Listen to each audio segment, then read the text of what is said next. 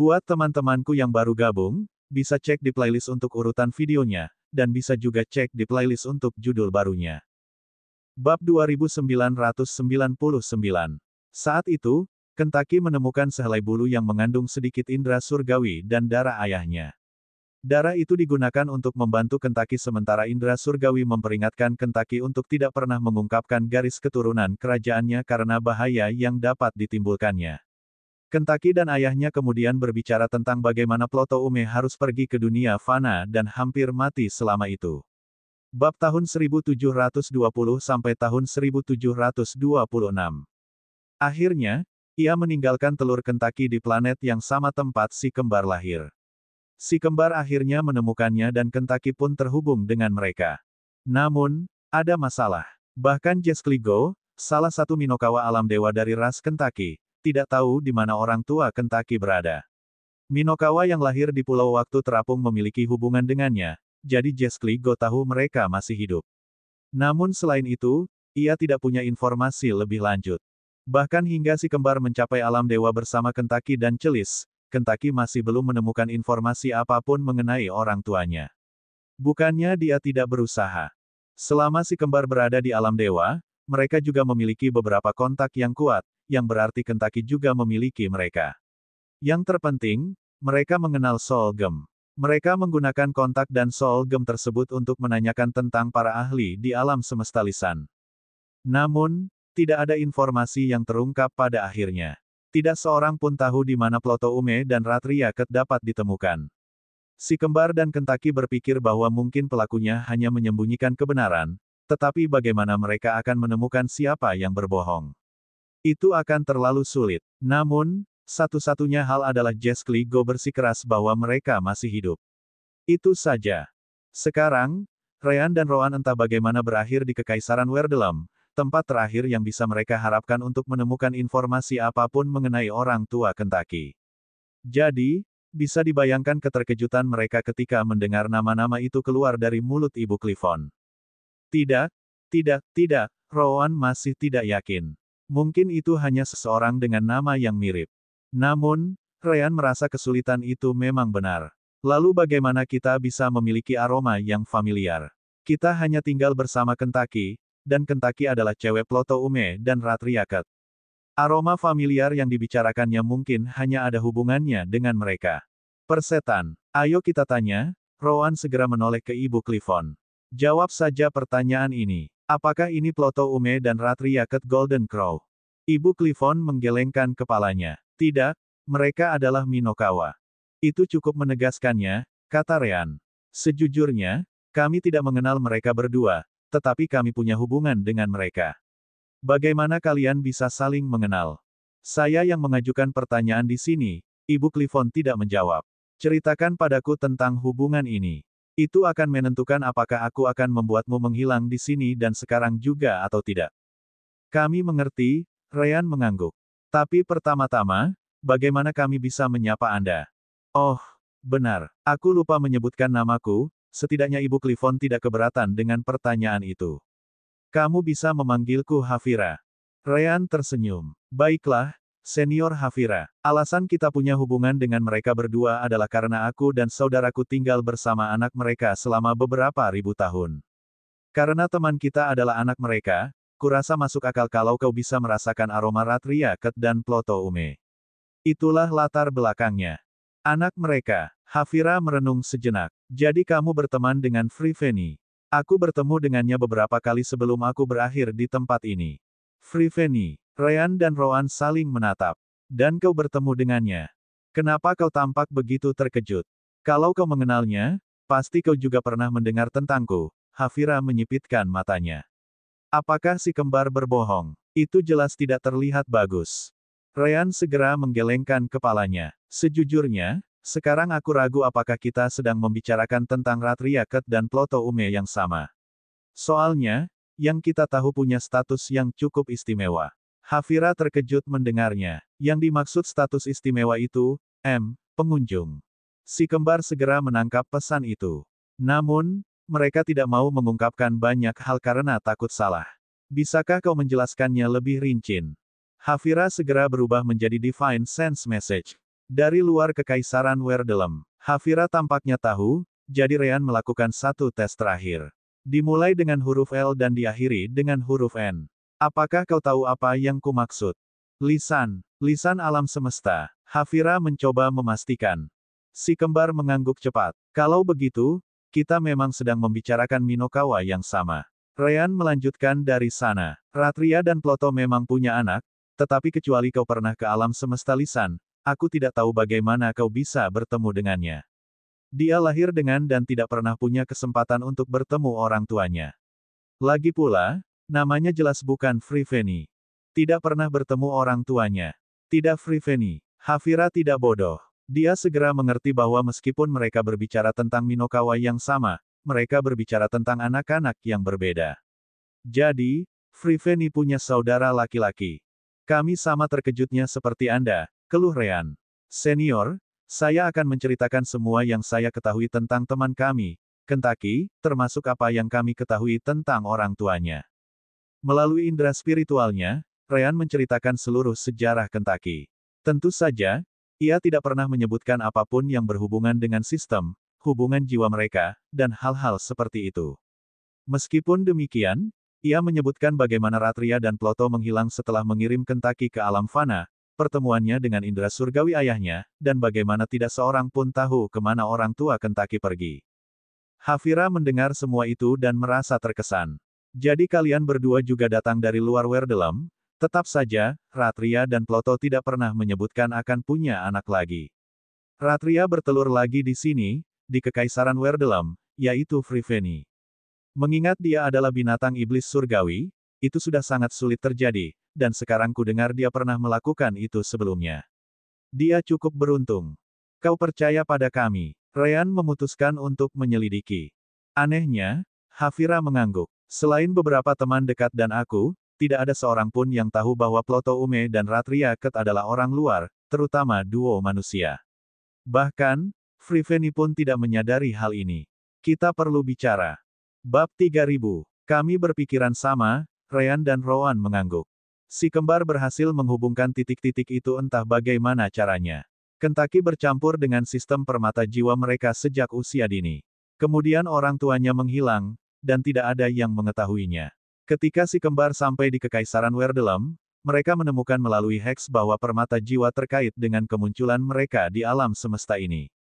Hex mengatakan Solgem adalah saudaranya, mungkin terkait dengan memiliki guru yang sama. Sekarang, mereka mengetahui bahwa orang tua Kentucky ada di Kekaisaran Werdelem.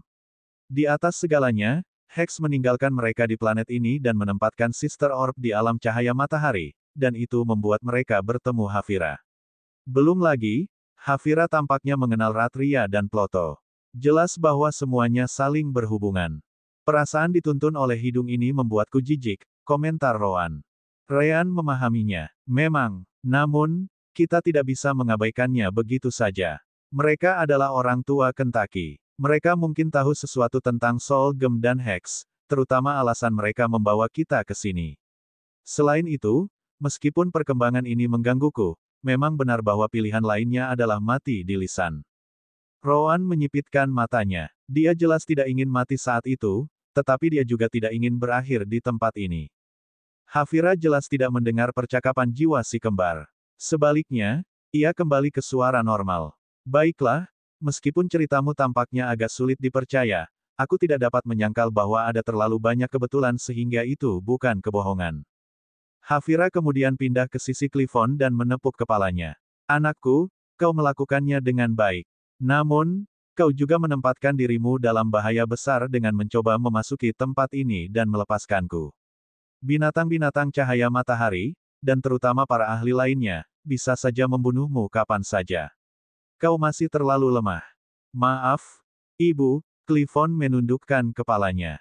Hafira mengangguk, puas. Asalkan kalian mengerti. Dia kemudian berbalik ke arah si kembar. Aku tidak bisa tinggal lama. Sekarang setelah aku dibebaskan, itu akan menyadarinya dan mengejarku. Aku sangat lemah saat ini dibandingkan dengan puncakku, jadi aku harus bersembunyi.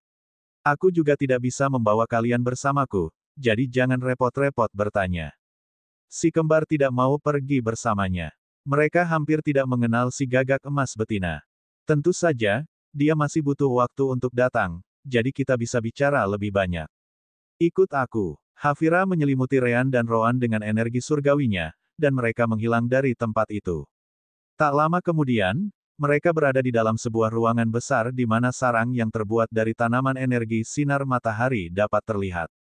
Hafira kembali berubah ke wujud aslinya dan berbaring, merasa rileks. Oh ya, ini hal yang menyenangkan. Sudah lama aku tidak merasakan kenyamanan di sarang, dia kemudian menatap si kembar. Bagaimana kalian bisa berakhir di Kekaisaran Werdelem? Akan lebih baik jika kami tidak berkomentar tentang hal itu. Ini bukan hanya cerita yang besar, tetapi kami juga tidak mengetahui secara spesifik. Yang dapat kami katakan dengan pasti adalah bahwa kami dibawa ke sini tanpa keinginan kami, Ryan menjelaskan. Saat ini, saya dan saudara saya memiliki satu tujuan, meninggalkan gelembung Kekaisaran Werdelem dan kembali ke alam semesta kami sendiri. Apakah Anda tahu bagaimana melakukannya? Hafira menggelengkan kepalanya. Dia tidak keberatan si kembar tidak membicarakan masa lalu mereka karena itu bukan masalahnya. Tidak, Ploto Ume dan Ratria Ket juga mencari hal yang sama, tetapi hingga saat aku dipaksa ke dalam situasi ini, mereka belum menemukan solusinya. Jangan tanya bagaimana aku tidak menyukainya. Aku juga lebih suka tidak membicarakannya. Si kembar jelas tidak keberatan. Tentu, apapun masalahnya, tahukah kamu bagaimana kita bisa menemukan Ploto dan Ratria? Karena mereka mencari hal yang sama, kami ingin sekali membantu mereka. Selain itu, kami yakin mereka pasti ingin tahu lebih banyak tentang anak pertama mereka. Hafira mengepakkan sayapnya, dan sebuah objek merah berbentuk segitiga melayang ke arah si kembar. Ini adalah bagan kekosongan dari alam semesta di sekitar Kekaisaran Werdelem. Karena kau tahu tentang gelembung yang ada di alam semesta Kekaisaran Werdelem, kau seharusnya tahu untuk apa ini digunakan. Ya, Riel menuangkan energi spiritualnya ke dalam. Sayangnya, tidak terjadi apa-apa. Apakah itu hanya bekerja dengan energi surgawi? Benar, Hafira mengangguk. Bagaimanapun, akan sia-sia bagi kalian berdua jika kalian tidak dapat menggunakan energi surgawi karena kalian akan terlalu lemah untuk bepergian antar alam semesta. Energi surgawi Hafira meninggalkan tubuhnya dan memasuki objek di tangan Ryan. Seketika, rune-rune kecil yang tak terhitung jumlahnya aktif, dan sebuah proyek besar muncul di tengah ruangan. Di sudut kecil, cahaya merah berdenyut. Selain itu, ada banyak titik kecil lainnya dengan jarak yang sangat jauh di antara mereka. Lampu merah adalah alam semesta tempat kita berada saat ini, jelas Hafira. Titik-titik lainnya adalah alam semesta terdekat di Kekaisaran Werdelem. Proyeksi itu kemudian terlampir di alam semesta lain yang hampir berada di sisi lain bagan.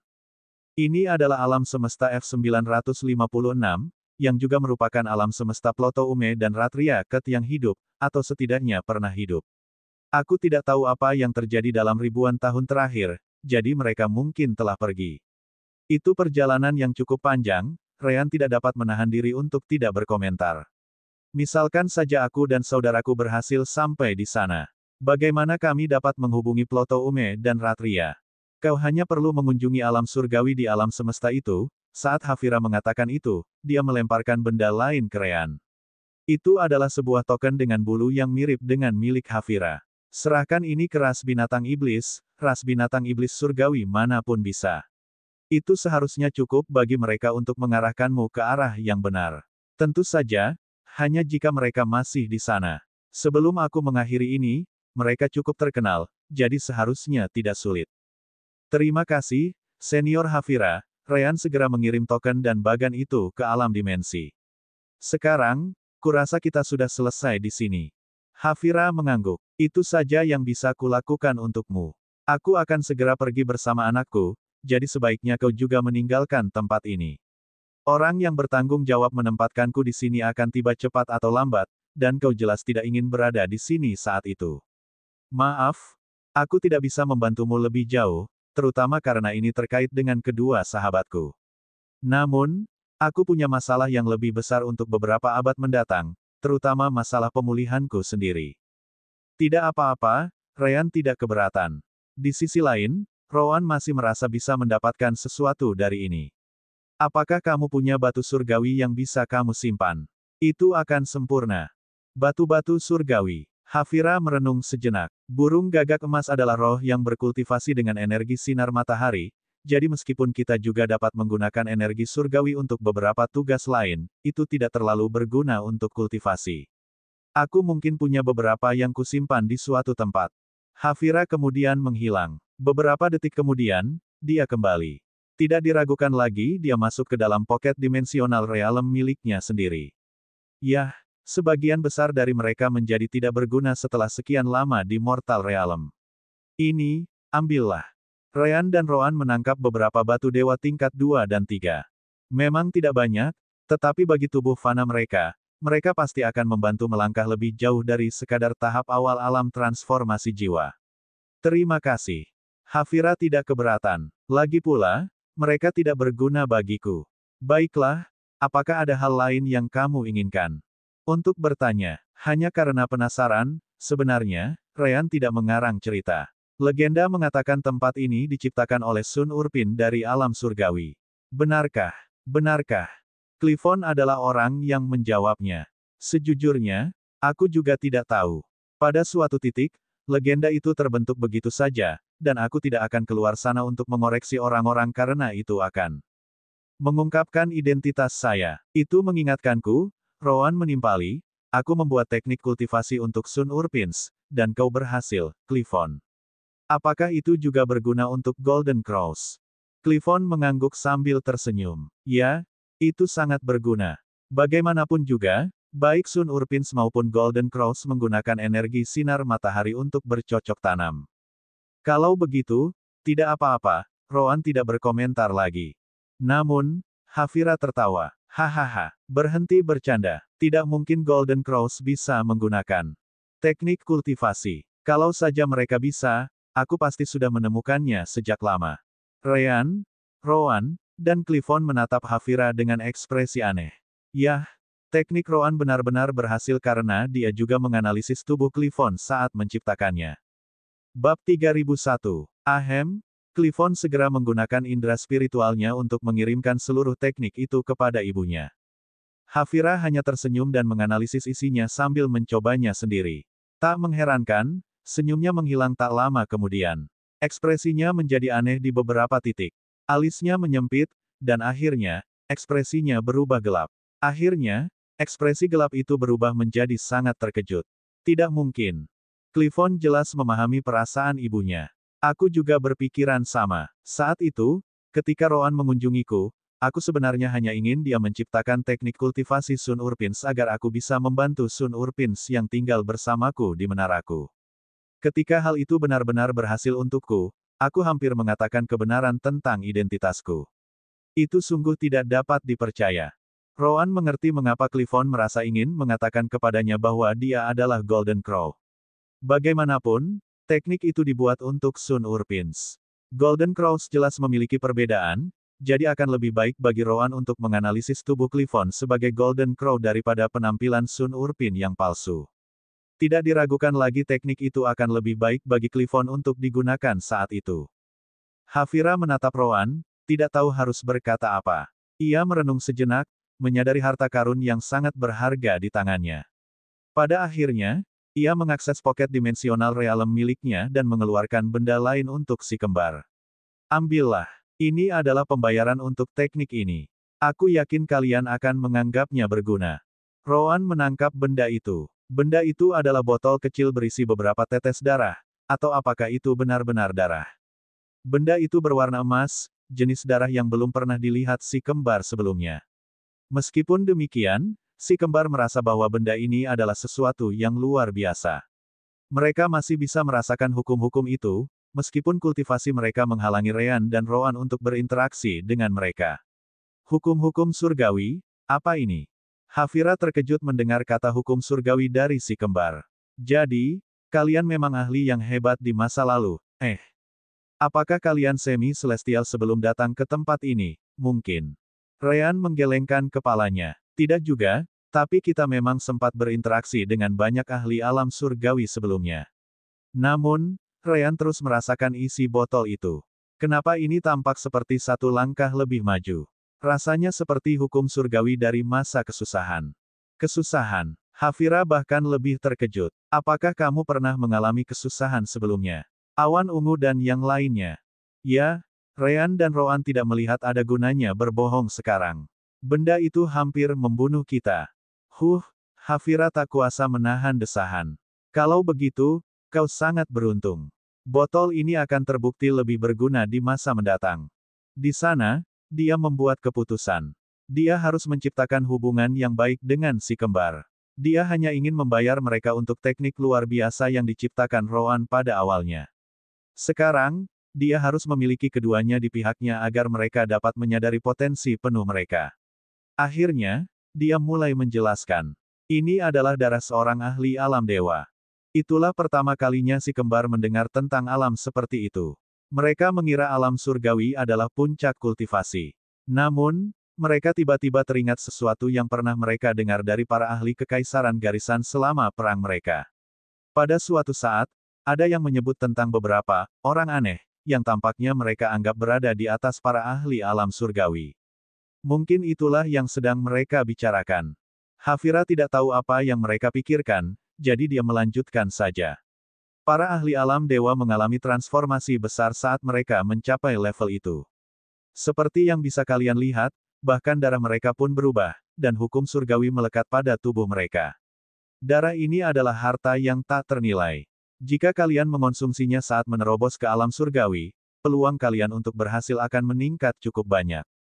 Si kembar benar-benar terkesan dengan darah itu. Meningkatkan peluang terobosan ke alam surgawi. Bagaimana dengan alam dewa? Aku tidak yakin karena aku tidak pernah punya kesempatan untuk mendekatinya. Hafira menggelengkan kepalanya. Bagaimanapun, pastikan untuk memegangnya dan jangan pernah memberitahu siapapun tentang botol ini. Benda inilah yang menyebabkan aku disegel di tempat ini. Ryan dan Roan jelas tertarik untuk menyimpannya. Kau yakin? Maksudku, menyebutnya harta yang tak ternilai bahkan tidak bisa menggambarkan betapa hebatnya ini. Hafira mengangguk, yakin dengan keputusannya. Aku yakin. Apa yang baru saja kau berikan padaku, teknik kultivasi yang cocok untuk ras gagak emasku, bahkan darah ini tidak dapat dibandingkan. Kurasa tidak ada roh surgawi yang memiliki teknik kultivasi. Roan segera mengirimkannya ke alam dimensi. Kalau begitu kami terima. Hafira tersenyum lega. Bagus, bagus. Sekarang, aku akan pergi bersama putraku. Aku tidak akan bisa membawamu bersamaku, jadi kau harus ekstra hati-hati untuk tidak pernah menyebutkan keberadaan darah itu kepada siapapun. Tidak lebih dari satu ahli alam dewa persemesta di kekaisaran Werdelem ini, jadi kau bisa bayangkan betapa langkanya itu. Satu persemesta. Si kembar terkejut. Kekaisaran Werdelem memiliki lebih dari 1000 semesta dalam gelembung mereka, dan masing-masing memiliki ahli alam dewa. Juga, bagaimana dengan penolakan semesta? Ahli seperti itu harus dipaksa keluar, bukan? Tapi sekali lagi, si kembar mendengar tentang pemilik semesta dari sistem, jadi mungkin itu ada hubungannya. Tentu saja, mereka harus mengambil kesempatan untuk menanyakannya. Sial. Namun, ekspresi Hafira berubah jelek, dan dia segera berubah menjadi wujud Golden Crow lagi, itu ada di sini. Aku keluar sekarang. Kuharap kita bisa bertemu lagi di masa depan. Namun, jangan khawatir. Dia akan langsung menyadari bahwa aku telah pergi, jadi aku ragu dia akan mengincar siapapun di planet ini. Lagi pula, tidak akan ada yang percaya aku memberikan botol itu. Selamat tinggal. Hafira kemudian membuka gerbang ruang dan menarik Clifton ke dalam, menghilang dari pandangan si kembar. Wah, menyebalkan sekali, komentar Ryan dan Roan bersamaan. Bab 3002, gemuruh. Tiba-tiba, seluruh alam cahaya matahari mulai bergetar. Selain si kembar, tidak seorang pun tahu bahwa satu-satunya sumber energi cahaya matahari, Golden Crow, kini telah hilang. Alam itu sebagian ditopang oleh kehadiran Golden Crow, jadi alam itu kini berubah. Si kembar muncul di suatu tempat di alam, melihat hasilnya. Setidaknya dia bisa memberitahu kita apa yang akan terjadi di tempat ini. Aduh. Cahaya yang kuat menutupi mata semua orang, membutakan indera spiritual mereka, dan membuat tubuh semua orang mati rasa, termasuk si kembar. Itu bukan kabar baik karena masih banyak binatang cahaya matahari di mana-mana. Jika tidak ada yang bisa membedakan kanan dan kiri, bukankah mereka semua akan dibantai? Akan tetapi, hal seperti itu tidak terjadi. Asteris hualalala. Cahaya menghilang, dan di depan mata semua orang, semua bangunan menghilang tanpa jejak. Siang berganti malam, dan semua energi sinar matahari di gunung hilang. Satu-satunya yang masih memiliki energi sinar matahari adalah tanaman yang telah berevolusi untuk hidup bersamanya begitu lama. Bersama istana alam cahaya matahari dan semua bangunannya, binatang cahaya matahari juga menghilang tanpa jejak. Jika seseorang tidak tahu lebih baik, mereka mungkin mengira semua yang mereka lihat sejauh ini adalah mimpi. Apa yang terjadi di sini? Dili tiba di sisi Waterto dengan bingung. Waterto menggelengkan kepalanya. Bagaimanapun, ia melihat hal yang sama seperti yang dilihat orang lain. Kerajaan telah hilang, dan yang tersisa hanyalah tanaman dan 3 makhluk dari luar istana. Tiba-tiba, mata Dili menyipit. Ia melihat Kruwen di kejauhan, dan niat membunuhnya hampir meledak. Namun, beberapa ahli lainnya tiba di sisi Kruwen beberapa saat kemudian. Kruwen tidak datang sendirian, jadi sekarang setelah semuanya hilang, mudah bagi mereka yang saling kenal untuk berkumpul kembali. Jangan lakukan itu, Waterto memperingatkan Dili. Kami adalah penggarap pedang. Kami selalu mengalahkan lawan. Namun, menyerang Kruwen sekarang akan menjadi kebodohan, terutama mengingat banyaknya ahli dari negara lain. Dili melihat sekeliling, dan ketegangan di udara jelas cukup tinggi. Banyak ahli tewas, termasuk beberapa ahli dari alam transisi. Yang terpenting, mereka semua datang ke sini untuk mencari batu Werdelem surgawi, yang sejauh ini belum ditemukan siapapun. Tidak, apakah benar-benar tidak ada yang menemukan batu Werdelem surgawi? Komentar Dili. Alam tiba-tiba menghilang. Mungkin itu terjadi karena batu Werdelem surgawi telah hilang sekarang. Dili bukan satu-satunya yang memikirkannya.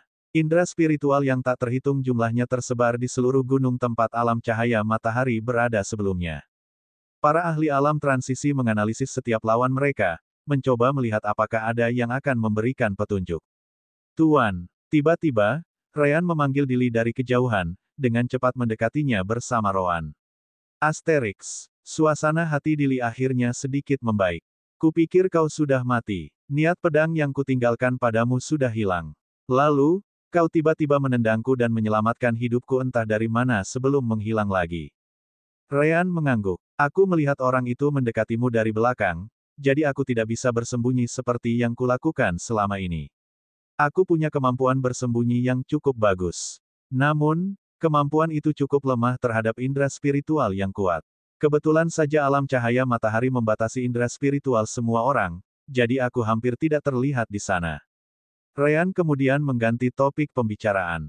Ngomong-ngomong, Tuan, apa yang terjadi setelah itu? Aku dan saudaraku langsung bersembunyi setelah membantumu. Ada terlalu banyak ahli alam transisi di sekitar, dan kami mungkin telah terperangkap setelah pertarungan mereka. Selain itu, saat kami memasuki istana, kami diteleportasi. Dili tahu itu. Kau bukan satu-satunya. Semua ahli yang memasuki istana akhirnya diteleportasi ke sudut-sudut acak. Banyak hal terjadi setelah itu, tetapi aku akan menjelaskannya nanti. Aku juga ingin mendengar bagaimana kau berhasil menyingkirkan SWOT intenku, jadi jangan berpikir aku akan melupakannya. Aku juga ingin melihat teknik penyembunyianmu ini. Dimengerti. Ryan tersenyum, tidak terlalu mempermasalahkannya. Saat itulah Kruwen dan para ahlinya berbalik, bersiap untuk pergi. Tidak seorang pun akan berbicara jika mereka memiliki batu Werdelem surgawi. Roan melihat itu dan tersenyum tipis. Ia segera memberi Ryan sebuah ide, yang kemudian menyampaikannya kembali kepada Dili. Dili jelas-jelas marah karena dia tidak bisa berbuat apa-apa terhadap Kruwen dalam situasi ini. Namun, ketika dia mendengar pesan spiritual sense dari Ryan, dia tidak bisa menahan senyum. Kau benar-benar tahu bagaimana membuat tuanmu senang. Hehe, Ryan tersenyum murahan dan tidak menyangkalnya. Dili segera muncul di depan Kruwen, menghalangi jalannya. Menurutmu kemana kau akan pergi? Kruwen menyipitkan matanya dan mencabut pedangnya. Apa? Belum puas? Sekte Trogranku tidak takut dengan sekte pemecah dunia milikmu. Namun, apakah kau benar-benar akan mulai mengacaukan kami di tempat ini? Semua orang memperhatikan. Dili mendengus. Aku menghentikanmu karena aku bukan satu-satunya yang tertarik padamu. Semua orang di gunung ini juga tertarik padamu. Semua orang mendengar itu dan menjadi bingung. Mengapa mereka tertarik pada Kruwen? Mungkinkah Dili mengira dia memiliki batu Werdelem surgawi? Benar saja, berbagai kekuatan mendekat untuk melihat apa yang terjadi. Apa yang sebenarnya kau bicarakan? Tanya Kruwen balik. Apa kau mencoba membuat masalah? Dili kemudian menoleh ke sana dan para ahli lainnya yang telah sampai di menara pertama sebelum gagak emas palsu muncul. Semuanya, tidakkah kalian merasa aneh?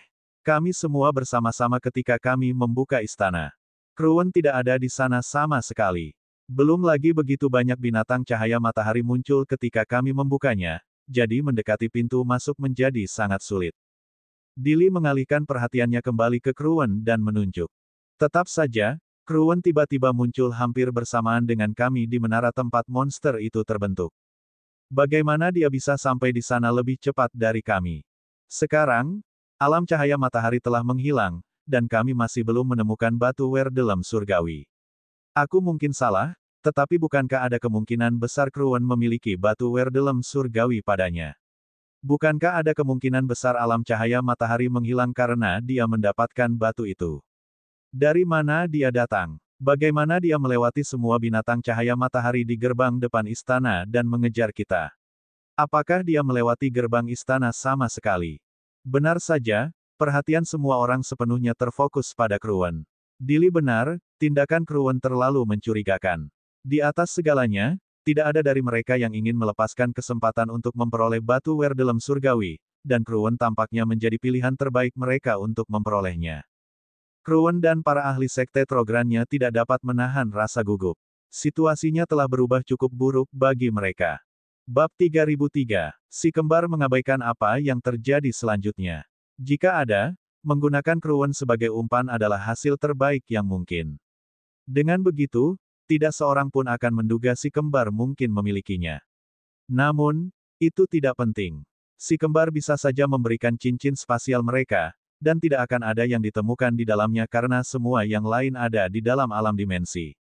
Ngomong-ngomong, Ryan menghubungi Sister Orb dan Tony di dalam dimensional realm. Bagaimana pendapatmu tentang Dili? Dia tampaknya orang yang cukup baik untuk kau terima sebagai pemilikmu, Tony. Tony, tetap tidak suka nama itu, tetapi ia merasa lega karena tidak ada seorang pun di luar sana yang dapat menemukan keberadaannya.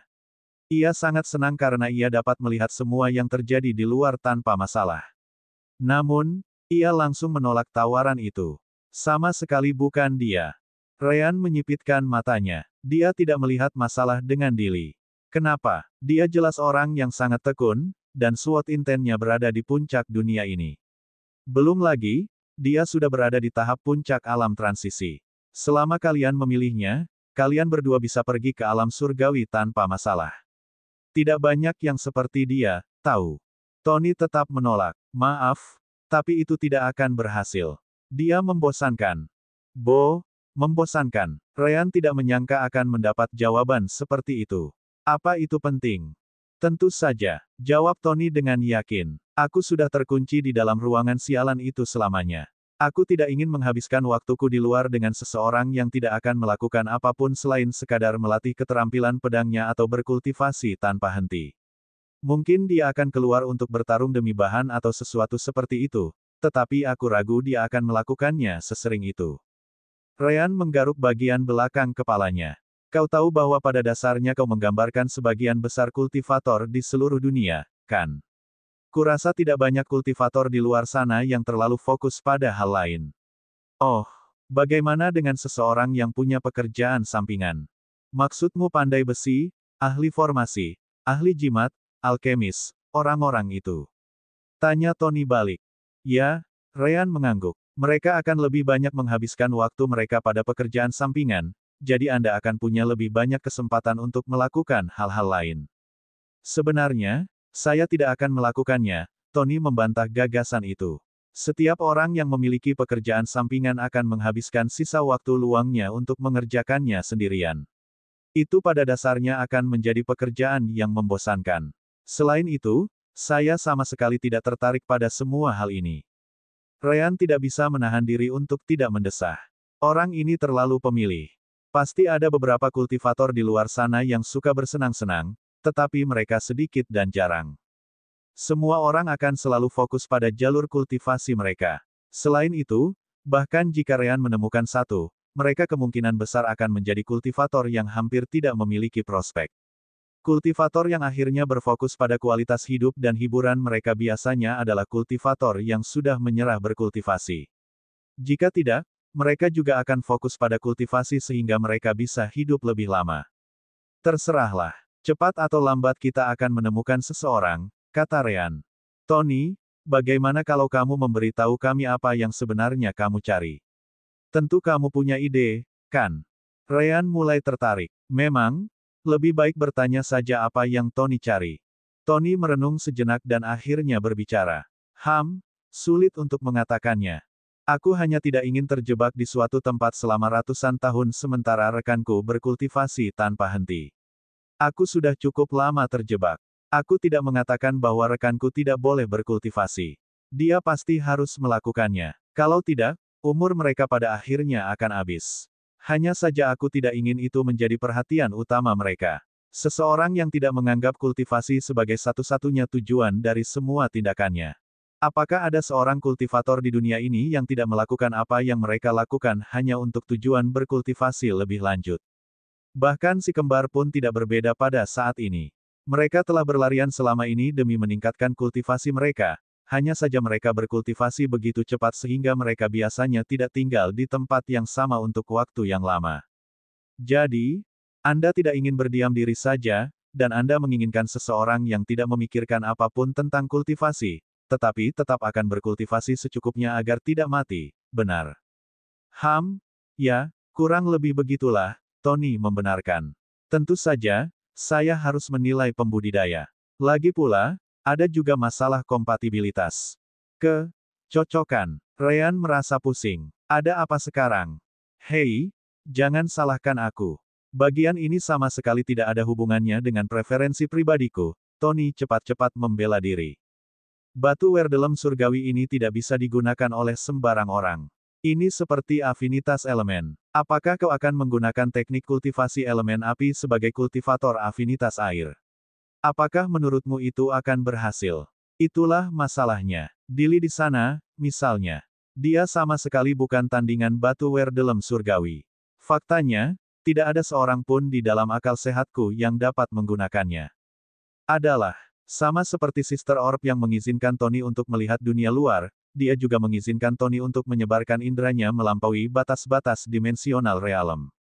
Untungnya, itu bukanlah indera spiritual, jadi yang lain tidak bisa merasakannya. Itu cukup mirip dengan sistem atau indera Sister Orb sendiri.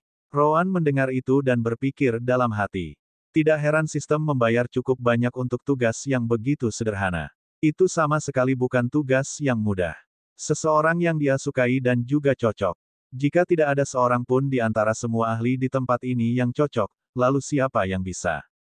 Asteris ledakan, dentuman, dentuman.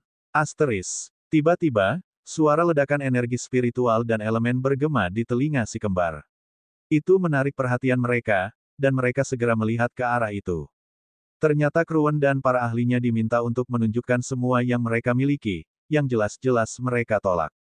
Pada akhirnya, berbagai ahli alam transisi bersatu dan memaksakan jalan mereka, jadi sekarang mereka bertarung. Bab 3004, si kembar dan mereka yang berada di bawah alam transisi semuanya menjauh dan menonton pertunjukan itu.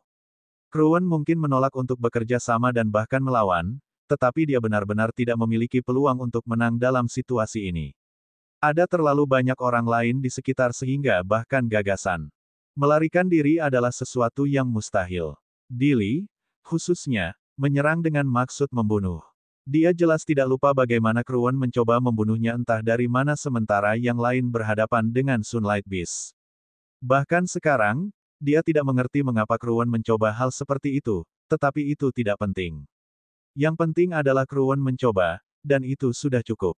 Akhirnya, Kruwen dan para ahli di bawah panjinya menyerah dan menyerahkan diri, hanya beberapa inci dari kematian.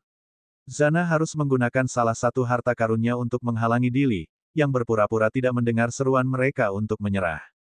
Dili menatap Zana dengan ekspresi muram, tetapi pemilik toko harta karun itu tampaknya tidak peduli.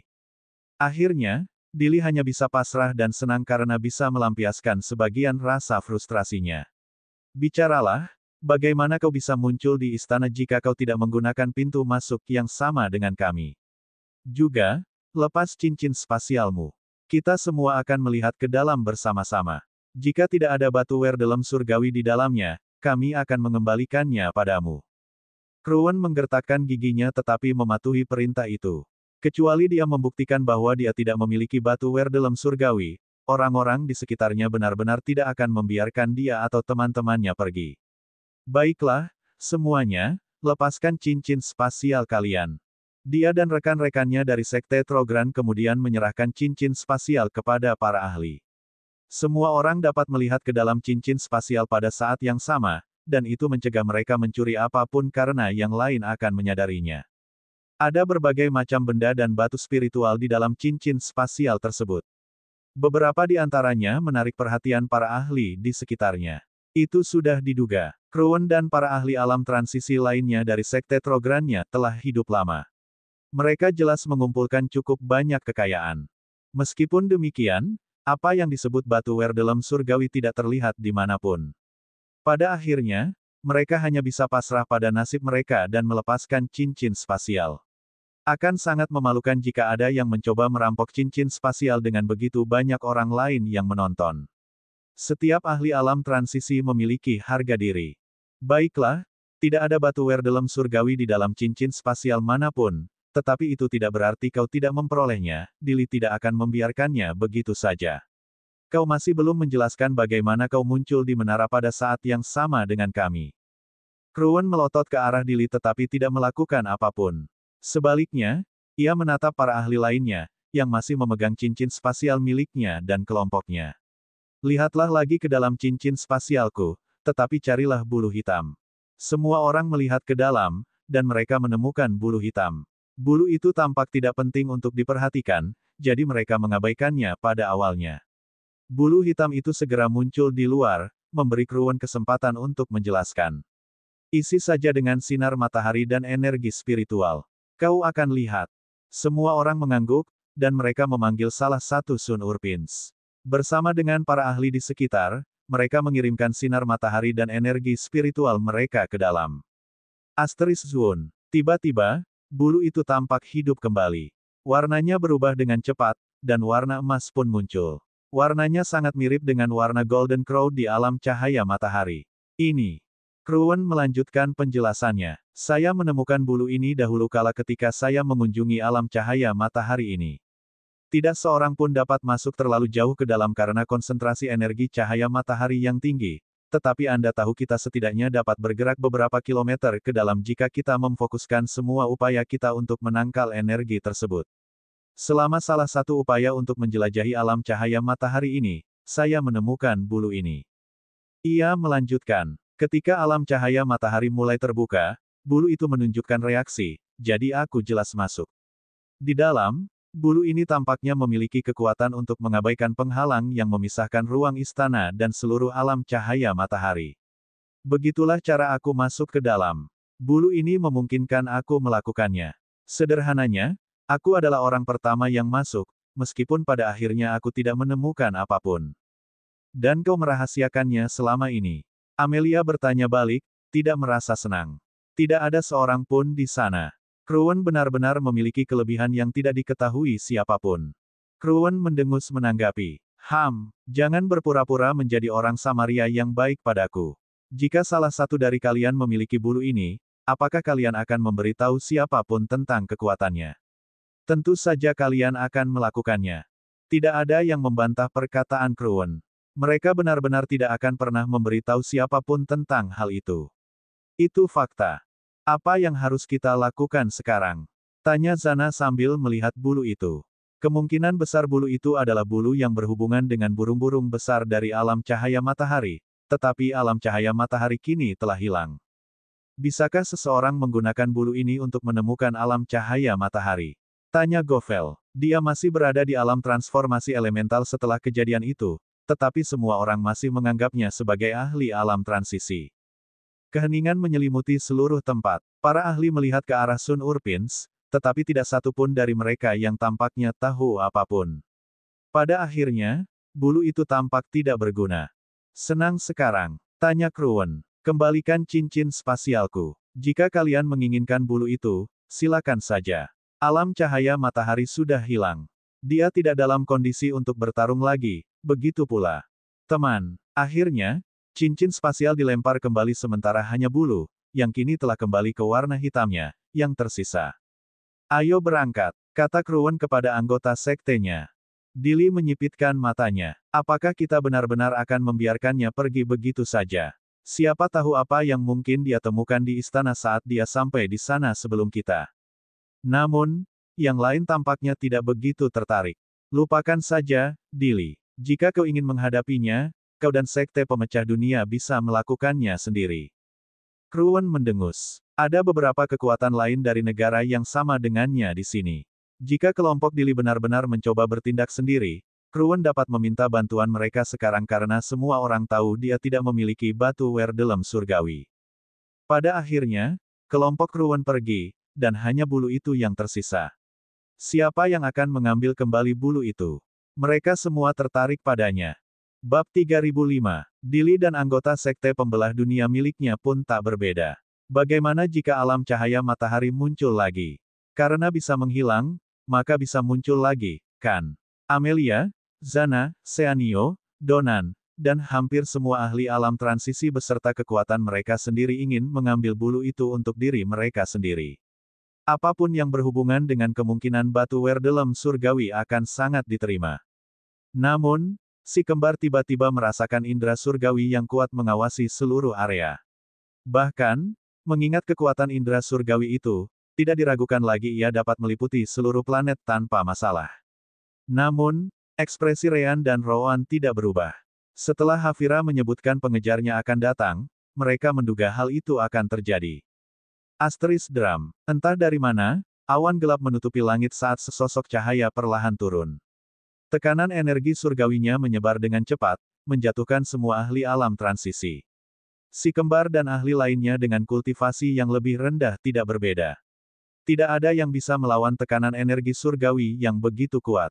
Sosok itu kemudian mendekati bulu hitam, menatapnya dengan saksama sebelum merebut bulu itu dari tangan salah satu ahli. Itu tidak masuk akal, bagaimana dia bisa lolos dari tempat ini. Hanya beberapa ribu tahun lagi, dan aku akan berhasil memaksanya untuk menyerahkan botol itu. Pria itu menatap salah satu ahli dan segera menariknya. Detik berikutnya, Jarno, salah satu ahli alam transisi puncak, dicekik lehernya hingga tidak bisa berkata atau bergerak sama sekali. Setelah itu, energi surgawi dan kekuatan jiwa pria itu memasuki kepala Jarno, dan mengeluarkan jiwanya sedetik kemudian. Pria itu dengan cepat melempar tubuh Jarno dan menekan jiwa itu dengan jarinya. Percikan petir terlihat memasuki jiwa itu sementara kekuatan jiwa yang lebih banyak digunakan. Akhirnya, beberapa detik kemudian, jiwa Jarno hancur total, tetapi pria itu tidak berhasil mengekstrak semua ingatannya. Jarno meninggal bahkan tanpa memiliki kesempatan untuk bereinkarnasi. Pria itu fokus selama beberapa detik dengan mata terpejam. Pada akhirnya, dia hanya menggelengkan kepalanya. Seseorang pasti telah merusak rantai penyegelnya. Meskipun demikian, Hafira kini telah pergi. Aku bertanya-tanya apakah dia akan kembali ke tempat yang sama seperti sebelumnya. Tidak, dia tidak akan sebodoh itu. Pria itu meraih bulu hitam dan menaruhnya di dalam alam dimensi saku miliknya. Tepat setelah itu, dia membuka gerbang ruang dan pergi. Dunia dengan cepat kembali normal dengan kepergiannya. Tekanan energi surgawi menghilang, dan semua orang mampu bangkit dari tanah. Hanya, apa itu? Zana tak dapat menahan diri untuk berkomentar. Ia tidak pernah merasa begitu tak berdaya sejak ia menjadi ahli alam transisi tahap puncak. Ia benar-benar yakin bahwa tidak semua harta yang ia kumpulkan selama hidupnya di toko harta Howerer akan berguna melawan orang itu. Orang-orang di sekitar pasti merasakan hal yang sama seperti Zana. Tidak ada lagi yang namanya kesombongan. Mereka tahu jauh di lubuk hati mereka. Mereka hanya semut beberapa saat yang lalu, semut yang bisa diinjak-injak hanya dengan satu pikiran. Mereka kemudian melihat ke arah tubuh Jarno, yang kini hanya tinggal cangkang kosong. Jarno kebetulan berada di tempat dan waktu yang salah ketika ahli itu memutuskan untuk mengumpulkan informasi. Apalagi yang bisa terjadi? Orang itu pasti seorang kultivator dari alam surgawi. Dili adalah orang pertama yang berbicara tentang identitas orang itu. Amelia setuju. Aku ada di sana saat kunjungan kultivator alam surgawi saat itu. Namun, dibandingkan dengan orang yang baru saja muncul, orang yang kulihat tadi tidak ada apa-apanya. Orang ini monster. Dili teringat orang yang sama. Saat itulah dia berkesempatan merasakan Spear Intent di atas level 4. Dia sangat setuju dengan Amelia. Kultivator alam surgawi itu benar-benar tidak ada apa-apanya dibandingkan dengan pria tadi. Pada akhirnya, para ahli alam transisi saling memandang dan tersenyum pahit. Mereka semua menginginkan bulu hitam, tetapi tidak ada yang berani mengeluh tentang pencuriannya. Fakta bahwa mereka masih hidup saja sudah merupakan keberuntungan besar. Zana berbalik. Aku sudah selesai di sini. Jika alam cahaya matahari muncul lagi, aku akan kembali untuk melihatnya. Philo segera menghampiri Zana. Aku tidak peduli dengan alam cahaya matahari, aku hanya peduli dengan hal yang telah kita sepakati sebelumnya. Kau tidak lupa, kan? Zana mengangguk. Tentu saja. Toko harta karun Howererku bergantung pada nama dan integritasku. Karena aku bilang akan membelikannya untukmu, aku pasti akan melakukannya. Ikutlah denganku. Aku ingin menyelesaikan ini secepat mungkin. Zana dan Philo langsung pergi setelah itu. Para ahli lainnya dan rekan-rekannya juga tidak banyak melakukan kegiatan di sana. Satu-satunya yang tampaknya tertarik pada gunung itu adalah Sun Urpins. Tumbuhan yang kaya akan energi sinar matahari masih ada di sana, jadi mereka bagaikan harta karun bagi semua Sun Urpins itu. Dili mengabaikannya dan tidak memaksa Sun Urpin miliknya untuk ikut bersamanya. Satu-satunya alasan dia memiliki Sun Urpin adalah karena alam cahaya matahari. Watertow, kumpulkan semuanya. Kita akan kembali ke sekte. Watertow mengangguk. Ya, Tuan. Ryan kembali ke sisi Dili. Dili tersenyum tipis dan menggelengkan kepalanya. Semuanya tidak berjalan sesuai rencana, tetapi setidaknya kita masih hidup. Aku akan kembali ke sekte, jadi sebaiknya kau ikut denganku. Baiklah, tapi tidak sekarang, tolak Ryan.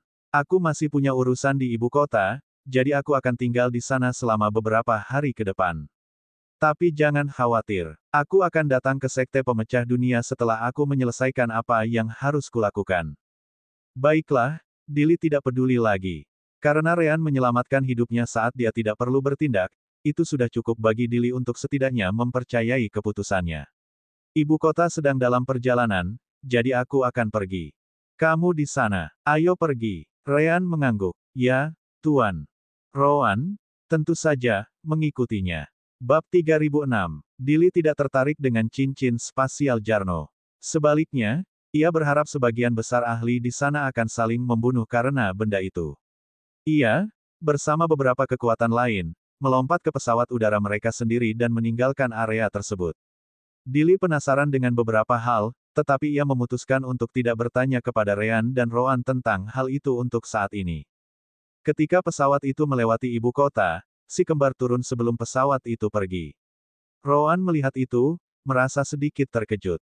Tidak kusangka Dili benar-benar tidak akan bertanya tentang tindakan kita. Benar-benar tidak terduga. Dia tidak seburuk itu, komentar Ryan.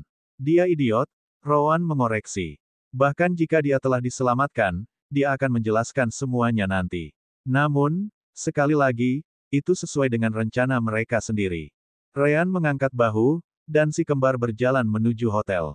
Penampilan mereka masih berbeda, jadi hanya Dili dan orang-orang dekatnya, seperti Watertow, yang tahu bahwa si kembar adalah orang-orang yang sama dengan yang berpartisipasi dalam kontes festival Rusbuff. Kamar mereka memiliki formasi anti-spiritual sense sendiri, tetapi Ryan juga menambahkan miliknya sendiri. Setelah itu, si kembar memasuki dimensional realm lagi, yang masih cukup kecil. Tentu saja, mereka mengendalikannya dengan Sister Orb, jadi Tony tidak bisa melihat apapun. Mereka segera menyentuh bola kontrol, yang akhirnya aktif. Mari kita lihat apa yang kita miliki di sini. Titik surgawi, 10. Sepertinya poin kita telah diatur ulang, komentar Rowan. Yah, kita kehilangan hampir semuanya, jadi kurasa itu masuk akal.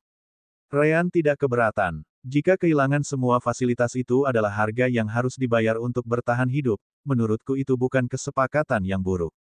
Benar, Rowan harus mengakui Ryan benar. Tepat setelah itu, mereka melihat-lihat Celestial System Upgrades yang tersedia. Seperti yang mereka duga, hampir semuanya masih ada di sana. Satu-satunya hal yang telah dihapus tentu saja adalah workshops karena mereka tetap tinggal di Soul Gem Dimensional Realm. Oh, ini dia, kata Ryan. Tulang harimau, 01 titik surgawi. Tulang naga, 02 titik surgawi. Peningkatan tulang adalah sesuatu yang digunakan di tubuh mereka sebelumnya. Tubuh ini baru dan jelas tidak memiliki tulang seperti sebelumnya. Tentu saja, si kembar harus meningkatkan kembali tulang mereka. Itu adalah peningkatan kekuatan yang terjamin dalam waktu singkat, jadi baik Ryan maupun Rowan tidak membuang-buang waktu. Mereka hanya membeli peningkatan. Tulang harimau, 01 titik surgawi. Tulang naga, 02 titik surgawi. Total biaya, 03 poin surgawi. Titik surgawi, 10. Konfirmasi peningkatan. Siap. Ryan dan Rowan memberi perintah. Begitu itu terjadi, Ryan dan Rowan mengaktifkan kemampuan penghilang rasa sakit Ryan. Sebenarnya itu bukan keterampilan, hanya sesuatu yang dipelajari Ryan dan Rowan juga mempelajarinya karena ia dapat mengakses ingatan Ryan. Mereka tidak lupa betapa menyakitkannya mengubah tulang, jadi mengapa harus menderita hal yang sama dua kali. Tulang-tulang si kembar berdenting tanpa henti saat mereka melewati transformasi masa lalu. Ryan dan Rowan hanya diam dan membiarkan sistem melakukan tugasnya. Setelah beberapa jam, si kembar basah kuyup dalam keringat berdarah, tetapi tak satu pun dari mereka tampak peduli.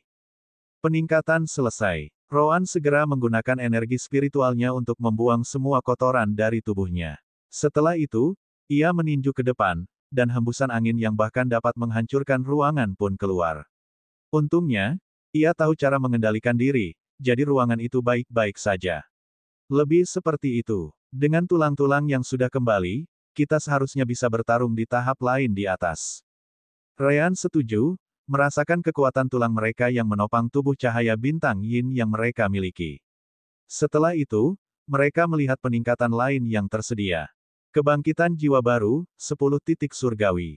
Aku penasaran apakah kita bisa memulihkan jiwa baru lahir kita tanpa harus berada di alam jiwa baru lahir, Ryan berbicara dengan rasa ingin tahu. Tidak, jawab Suster Orb segera. Tubuh kalian baru, jadi kalian tidak pernah memiliki Nas Chen Soul before. Bagaimana kalian bisa menghidupkan kembali sesuatu yang tidak pernah ada? Ryan tidak suka mendengarnya. Sepertinya peningkatan alam dimensi telah kembali, Rowan menjelaskan. Peningkatan alam dimensi level pukul 210 titik surgawi. Jadi, namanya bukan lagi alam dimensi permata jiwa, ya. Ryan pun menyadari hal itu. Si kembar tidak mempunyai niatan untuk memperbaruinya saat ini. Tetap saja, Ryan penasaran. Kenapa gudang alkemis dan pandai besi tidak tersedia lagi? Itu cukup mudah, jawab Suster Orb. Sepertinya teknologi Kekaisaran Werdelem sudah cukup maju. Sederhananya, jika kamu pergi ke tempat yang tepat, kamu akan menemukan peralatan dengan kualitas yang setara atau bahkan lebih baik untuk membuat pil dan senjata atau baju zirah. Bengkel sistem sekarang hanya membuang-buang poin surgawi. Begitu ya, Ryan telah menggunakan beberapa fasilitas di ibu kota Rusbaf dan klan Gondel. Memang benar bahwa semuanya sangat maju, tidak kalah jauh dari Soul Gem Workshops. Tidak diragukan lagi ada yang lebih maju lagi karena ini hanyalah dunia fana. Alam semesta lisan kita benar-benar ketinggalan zaman. Peningkatan kultivasi masih ada. Rowan terus memeriksa opsi-opsi itu. Peningkatan kultivasi universal level 4-50 poin surgawi. Yah, tidak mungkin membeli benda ini untuk saat ini. Peningkatan jangkauan koneksi jiwa level 7-60 titik surgawi. Yang ini juga tidak bisa, Ryan menggelengkan kepalanya. Bagaimanapun, mereka tidak membutuhkan yang ini. Mereka memiliki level 6, yang sudah memberi mereka jangkauan 1.000.000 kilometer. Itu lebih dari cukup untuk masa mendatang. Nah, level 7 memberi jangkauan 1 tahun cahaya, jadi mereka mungkin membutuhkannya di beberapa titik. Itu juga menjelaskan harganya. Akhirnya, mereka sampai di domain ketidakseimbangan. Domain ketidakseimbangan kultivasi Yin yang terblokir. Diblokir. Si kembar menatap Suster Orb. Kamu tidak memiliki kultivasi yang diperlukan. Itu akan tersedia lagi di masa mendatang setelah kamu pulih ke alam ruang waktu. Meskipun demikian, itu masih berfungsi dengan cara yang sama seperti sebelumnya. 01 titik surgawi digunakan setiap 10 detik dan bla, bla, bla. Kurasa memang akan terlalu kuat kalau kita bisa menggunakannya sekarang, Ryan tak mempermasalahkannya. Rowan juga merasa itu benar. Jika kita menggunakan benda seperti itu pasti akan menarik banyak perhatian, jadi biarkan saja. Mari kita lihat penggabungan tubuh Yin Yang. Penggabungan tubuh Yin Yang. Satu memungkinkan tuan rumah untuk menggabungkan tubuh mereka ke bentuk yang paling optimal. Dua tubuh mampu berpikir paralel karena adanya dua jiwa di dalamnya. Tiga semua gerakan tubuh tidak akan terganggu karena pikiran mengenai gerakan akan selalu sama untuk kedua jiwa. 4 penggabungan tubuh Yin yang akan memungkinkan peningkatan kultivasi satu tahap. Tuan rumah harus menyadari bahwa penggabungan tubuh Yin yang menghabiskan 10 poin surgawi setiap kali dilakukan. Digunakan, dan berlangsung selama 10 menit. Jika waktu habis dan fusi dipertahankan, 10 poin surgawi lainnya akan otomatis digunakan. Jika tidak ada poin surgawi yang tersedia, penggabungan tidak akan terjadi atau akan segera terjadi. Rusak. Tidak ada batasan mengenai kemampuan tuan rumah saat fusi berlangsung. Si kembar mengangguk, puas. Jadi tidak ada batasan dalam kultivasi. Kita tidak memiliki celestial poin untuk menggunakannya saat ini, tetapi mungkin berguna di masa mendatang. Ryan dan Rowan saling memandang. Semoga saja kita tidak perlu menggunakannya lagi. Mereka masih. Meski begitu, saya membencinya.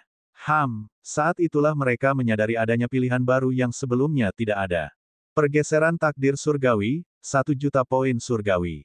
Astaga, ini mahal sekali. Bab 3007. Pergeseran takdir surgawi, penggunaan satu kali saja yang mampu mengubah takdir seseorang. Hukum surgawi tidak mudah dibelokkan, terutama dalam hal takdir. Kemampuan ini mampu melakukan hal semacam itu. Namun, hukum surgawi akan berfokus pada sistem dan host setelah digunakan, sehingga mustahil untuk digunakan lagi. Host harus menyadari bahwa kemampuan ini harus digunakan dalam waktu 1 menit hingga saat mereka bermaksud mengubah takdir. Setelah 1 menit, titik pergeseran akan jatuh terlalu jauh ke belakang, dan kemampuan tidak akan aktif. Si kembar membaca itu dan merasa sedikit bingung. Suster Orb, dengan cara apa kita bisa memengaruhi takdir dengan benda ini? Pada dasarnya, Anda dapat mengubah apa yang pernah terjadi dan apa yang akan terjadi. Takdir terkait dengan masa depan, masa kini, dan masa lalu. Momen itu, dan hanya momen itu saja, dapat diubah. Misalnya, menyelamatkan nyawa seseorang yang tidak mungkin terjadi jika tidak demikian, seperti ketika jiwanya hancur total. Atau mungkin Anda memilih sesuatu, dan itu salah, sehingga Anda dapat mengubah takdir agar tampak seperti Anda memilih sesuatu yang lain. Aplikasinya hampir tak terbatas. Ryan dan Rowan menarik napas dalam-dalam. Tidak heran harganya mencapai 1 juta poin surgawi dan hanya bisa berfungsi sekali.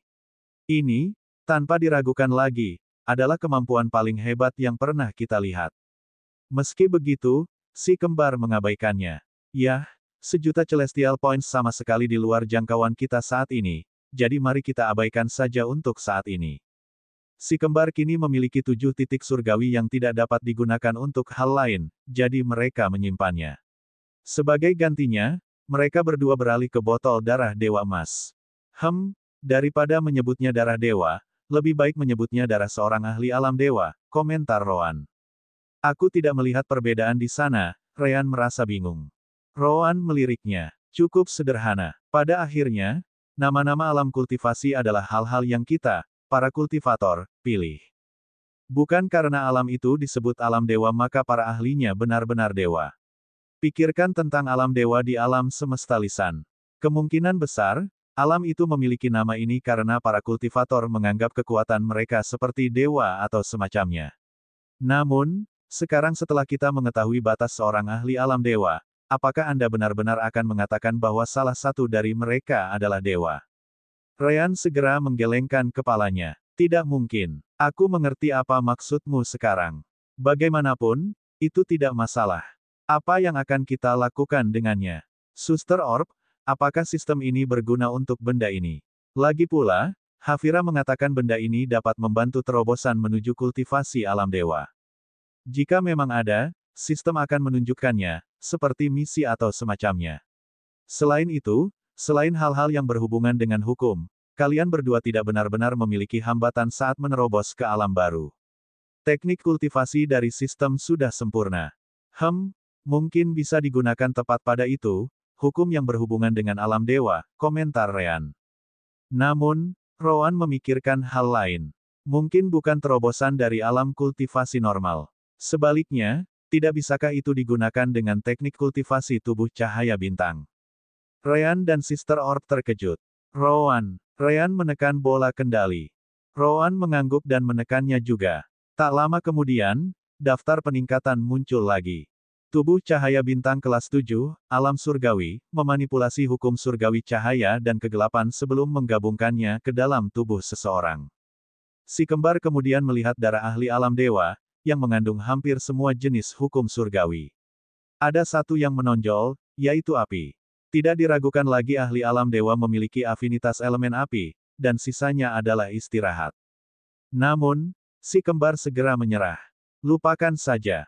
Kenapa? Suster Orb bingung. Darahnya tampak sempurna untuk mendapatkan tubuh cahaya bintang kelas 7.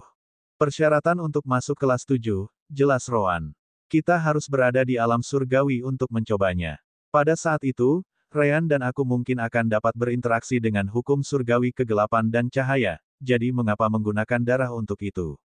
Oh, Suster Orb harus mengakui bahwa mereka benar.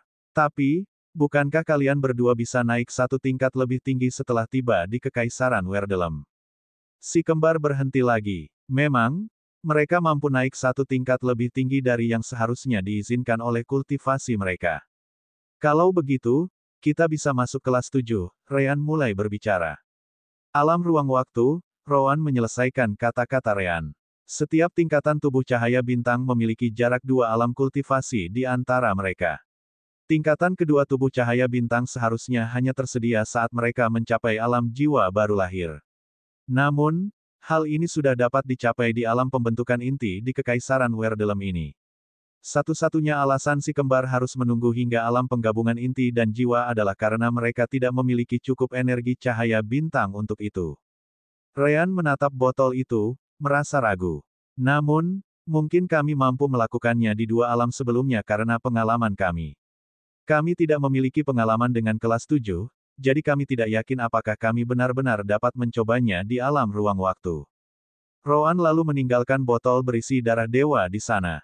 Bagaimanapun, kita tidak membutuhkannya sekarang. Pada akhirnya, si kembar meninggalkan alam dimensi tanpa menyentuh darah itu sedikit pun. Setelah itu, mereka memutuskan untuk kembali ke klan Gondel. Lagi pula, mereka seharusnya menjadi murid dari sana. Tak perlu dikatakan lagi, mereka mengubah penampilan mereka sekali lagi menjadi seperti saat berada di klan Gondel. Mereka menggunakan formasi teleportasi yang sama seperti sebelumnya, dan langsung dikirim ke aula formasi klan. Saat Ryan muncul, salah satu murid di sana maju untuk berbicara. Ryan, benar, Senior Kuslau berkata kau harus datang dan menemuinya segera setelah kau kembali. Oh, benar, aku punya majikan lain di klan ini. Ryan berpikir sejenak. Dia sudah melupakan lelaki itu sekarang.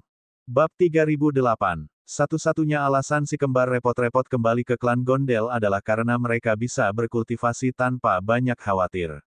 Mereka ingin setidaknya berada di alam jiwa baru lahir sebelum menuju sekte pemecah dunia untuk mempelajari lebih lanjut tentang niat pedang.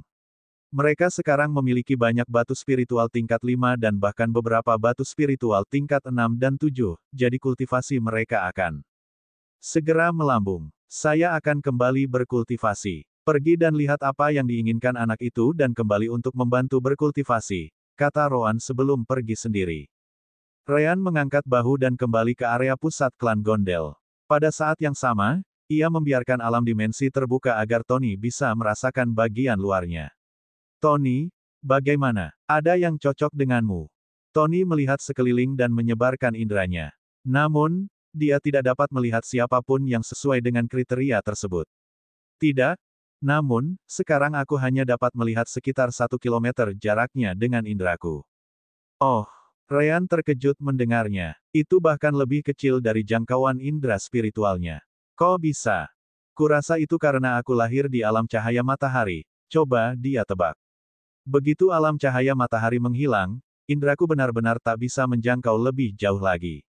Saat kami meninggalkan gunung dan tiba di ibu kota, jaraknya stabil sekitar 1 kilometer. Mungkin ada seseorang yang cocok denganku di klan ini, tetapi saat ini aku tidak bisa melihatnya. Apakah kau menemukan seseorang di ibu kota? Ryan memanfaatkan kesempatan itu untuk bertanya. Jika aku tahu, aku pasti sudah memberitahumu. Aku juga tidak ingin terjebak di alam dimensimu lebih lama lagi, jelas Tony. Ryan mengangkat bahu dan membiarkannya begitu saja. Baiklah, tetaplah waspada dan beritahu aku jika kau menemukan seseorang. Aku akan berjalan-jalan di sekitar klan setelah aku selesai dengan Kuslau, jadi mungkin kau bisa menemukan seseorang. Jika tidak, kita bisa mencobanya lagi di ibu kota setelah kita menyelesaikan kultivasi kita di sini. Ryan akhirnya sampai di kediaman Kuslau dan diantar menemuinya oleh salah satu muridnya. Dasar bocah nakal, kemana saja kau? Kuslau segera mengeluh. Ia telah mencari Ryan sejak kembali dari ibu kota, tetapi ia tidak dapat menemukannya. Ryan tersenyum. Yah, aku sudah menyelesaikan tugas wajib yang diperintahkan oleh peraturan klan sebelum berangkat ke ibu kota, jadi aku menghabiskan waktu di sana bersama saudaraku. Kuslau menyipitkan matanya. Aku menonton kontes di Festival Rusbuff. Kenapa kamu tidak ikut serta? Tuan, meskipun aku punya bakat dalam pedang, bagaimana aku bisa melawan pesaing lainnya? Tanya Ryan balik. Itu sama saja dengan bunuh diri, terutama karena semua kekuatan besar menutup platform. Kuslau menggelengkan kepalanya. Begitu pula kami. Kami memiliki panggung sendiri dan melarang siapapun memasukinya kecuali anggota kami sendiri. Kau seharusnya ikut ambil bagian saja. Mungkin kaulah yang akan mendapatkan permintaan yang dikabulkan. Yang terpenting, sebagai muridku, kau harus menunjukkan dirimu, atau orang lain akan menganggap murid-muridku pengecut. Ryan menggaruk bagian belakang kepalanya. Maaf. Kalau begitu, saya akan ikut kontes tahun depan. Kuslau menghela napas, melihat Ryan tidak tertarik dengan topik itu. Baiklah, lupakan saja. Aku memanggilmu ke sini karena aku punya misi untukmu. Oh, Ryan tertarik. Itu pertama kalinya Kuslau menanyakan sesuatu padanya. Tentang apa? Kau tampaknya tidak begitu antusias. Kuslau masih bisa melihat kurangnya minat di wajah Ryan.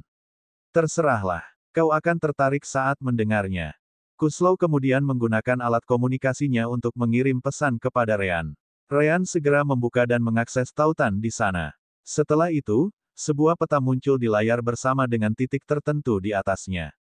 Ryan memperkecil tampilan peta dan melihat bahwa lokasi itu sebenarnya berada di luar wilayah Trafil. Tidak hanya itu, lokasi itu berada di sisi lain negara Rusbuff. Tempat ini cukup jauh. Kuslau tidak tahu apakah harus tertawa atau menangis. Tidak bisakah kau melihat kemana arahnya? Ryan memperbesar peta sekali lagi dan membaca namanya. Spiritual Canyon. Tentang apa itu? Kuslau mendesah lagi. Kamu hanya berada di alam pembentukan fondasi, jadi kenapa kamu tidak tahu? Itu seharusnya menjadi impian setiap kultivator setingkatmu. Ia melanjutkan. Ngarai spiritual adalah tempat di mana energi spiritual terkumpul dalam jumlah besar. Di bagian paling bawah, terdapat kolam pembersihan tubuh yang dikendalikan oleh organisasi Galapadian. Energi spiritual di sana begitu murni sehingga dapat membersihkan tubuh seseorang dari sebagian besar kotoran yang diperoleh dari kultivasi dengan batu spiritual. Tempat itu akan sangat baik untukmu karena kamu mencapai levelmu dengan bantuan pil. Jika kamu ingin menstabilkan fondasimu sepenuhnya dan menghilangkan efek samping dari terobosan dengan pil, tempat itulah yang tepat untukmu. Ryan tersenyum pahit. Memang, kolam itu tampak sangat bagus. Akan tetapi, dia benar-benar tidak punya masalah dengan kotoran atau apapun. Fondasinya kemungkinan besar adalah yang terkuat di seluruh planet, setara dengan Roan. Meskipun demikian, dia memahami niat baik tuannya. Bagaimanapun, cerita yang dia buat adalah bahwa fondasinya tidak begitu bagus karena pil-pil itu. Namun, saat itulah ia menyadari sesuatu. Bukankah kau bilang ini misi? Apakah aku harus melakukan sesuatu di sana? Kuslau mengangguk. Pintar. Faktanya, kolam pembersihan spiritual ini lebih dalam dan melewati berbagai terowongan.